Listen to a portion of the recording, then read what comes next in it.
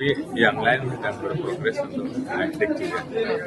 Karena tentunya untuk melaksanakan naik penyidikan kan kita juga harus hati-hati jangan sampai keliru, sehingga kemudian pada saat nanti sudah kita naikkan proses semuanya bisa kita tuntaskan. Yang sebelumnya kan yang di penyidikan itu ada satu tersangka ya Pak yang disebutin sama Pak. Ya, salah satu korporasi lah, bukan satu tersangka. Ada penambahan jumlah? Kemungkinan akan bertambah karena tadi kami mendapatkan laporan anggota terus melakukan pendalaman dan sekarang juga turun lagi ke beberapa wilayah, jadi kemungkinan akan bisa bertambah. Berarti jadi berapa Pak? Nanti saja pada waktunya supaya lebih jelas. Kalau yang di penyidikan berarti udah memeriksa berapa saksi Pak? Totalnya saya nggak hafal ya, tapi yang jelas tahapan pemeriksaan saksi sudah, tahapan pemeriksaan dengan menggunakan bukti-bukti yang mengarah ke forensik juga sudah kita lakukan, dan ini sudah jelas sekali. Perekonomian disusun sebagai usaha bersama berdasar atas azas kekeluargaan. Tidak boleh ada korporasi yang mengalahkan negara.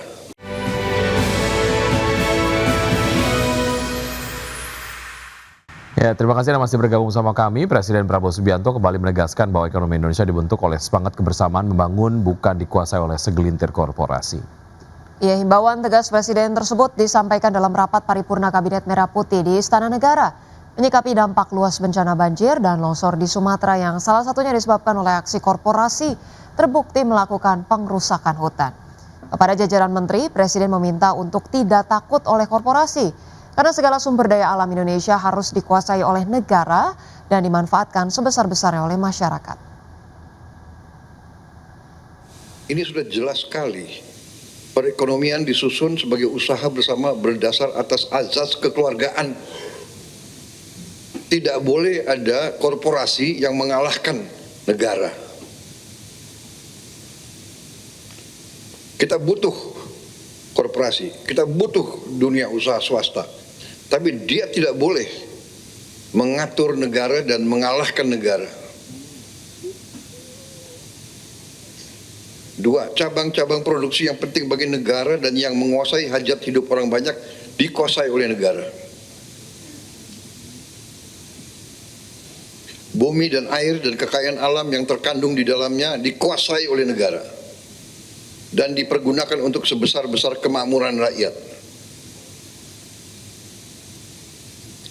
Empat, perekonomian nasional diselenggarakan berdasar atas demokrasi ekonomi dengan prinsip kebersamaan. Menteri Keuangan Purbaya Yudisadewa dalam rapat paripurna melaporkan bahwa perekonomian masih dalam kondisi stabil dan terkendali menjelang beberapa pekan tutup tahun 2025. Ya, menurut Purbaya secara umum kondisi ekonomi Indonesia saat ini masih dalam posisi yang nyaman dan aman. Pemerintah terus memantau berbagai indikator untuk menjaga stabilitas dan momentum pertumbuhan. Meskipun demikian, pemerintah mengakui masih terdapat sejumlah kelemahan di beberapa sektor ekonomi. Kelemahan tersebut dinilai bersifat terbatas dan akan terus diperbaiki melalui berbagai kebijakan ke depan. Salah satu fokus pemerintah saat ini adalah mendorong penyerapan anggaran lebih optimal.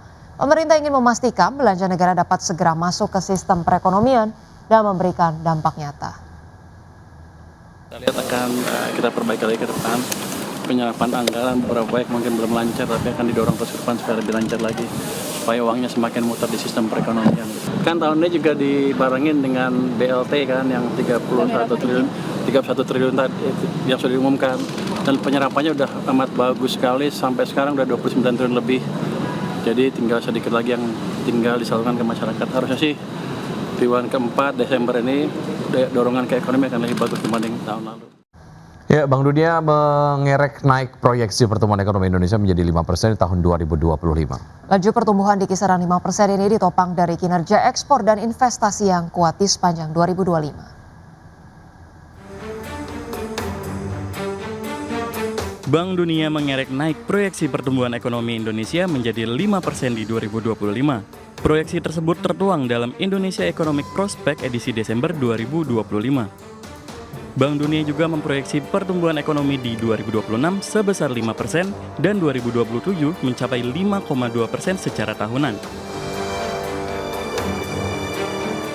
Level pertumbuhan ini naik pesat dibandingkan proyeksi sebelumnya dalam Indonesia Economic Prospect edisi Juni 2025 yang memperkirakan ekonomi Indonesia hanya akan tumbuh 4,7% pada 2025, 4,8% di 2026, dan 5% pada 2027. Direktur Bank Dunia untuk Indonesia dan Timur Leste Caroline Dort mengatakan laju pertumbuhan di kisaran 5% ditopang dari kinerja ekspor dan investasi yang kuat sepanjang tahun ini. Pertumbuhan ekonomi juga didukung oleh percepatan pengiriman ekspor dan meningkatnya permintaan global terhadap komoditas, khususnya minyak, kelapa sawit, besi, baja, dan emas. Bank Dunia juga menganggap kebijakan moneter Bank Indonesia turut berkontribusi dalam percepatan pertumbuhan dengan memangkas suku bunga acuan sebesar 150 basis point sejak September 2024 menjadi 4,75%. Jakarta, Tim Liputan IDX Channel. Ya baik pemirsa, sebelum kita akhiri Market Buzz pada pagi hari ini, kita akan lihat terlebih dahulu bagaimana update pergerakan IHSG di 28 menit pertama perdagangan pagi hari ini. IHSG terpantau menguat tipis 0,35% ke 8.700-an. Top gainers ada Bumi, BRMS, Dewa, Arci, dan juga Antam. Top losers misalnya ada MTEK, BBYB, Bufa, Goto, dan juga SMA. Kemudian sektor infrastruktur menguat paling signifikan 2,47%. Kemudian disusul sektor kesehatan, basic industries, dan juga sektor teknologi sendirian melemah 1,28%.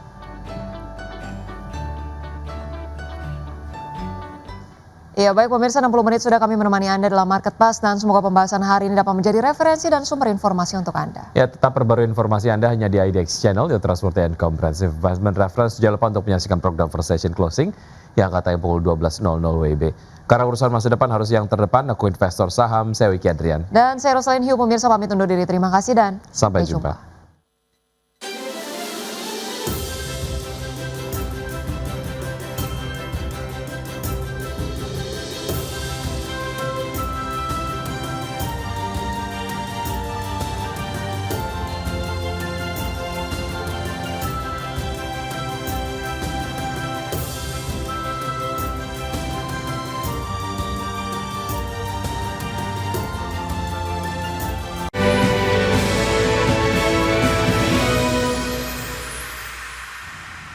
Pemirsa, terima kasih Anda masih bersama kami di Market Buzz. PT Bukit Uluwatu Villa Tbk atau BUVA resmi mengakuisisi anak usaha PT Summarecon Agung Tbk, yakni PT Bukit Permai Property dengan nilai transaksi mencapai 536,28 miliar rupiah. Ya, Direktur Utama Bukit Uluwatu Villa Satrio menyatakan aksi akuisisi tersebut dilakukan dalam rangka memperkuat ataupun memperluas portofolio perseroan di sektor properti, premium, dan pariwisata.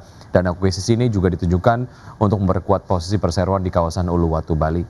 Dalam transaksi tersebut, Summarecon melepas kepemilikan saham PT Bukit Permai Property melalui dua entitas anak usahanya, yakni PT Summarecon Bali Indah, PT Belinda Development dengan nilai transaksi mencapai 536,28 miliar rupiah.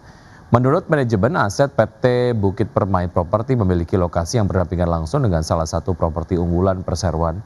Kondisi tersebut dinilai membuka peluang sinergi yang besar bagi pengembangan bisnis perseroan. Adapun PT Bukit Permai Property yang sebelumnya adalah anak usaha Summarecon Bandung merupakan pengembang properti dengan luas lahan sekitar 19,3 hektar yang terletak bersebelahan dengan Alila Villas Uluwatu, salah satu aset utama perseroan di Bali.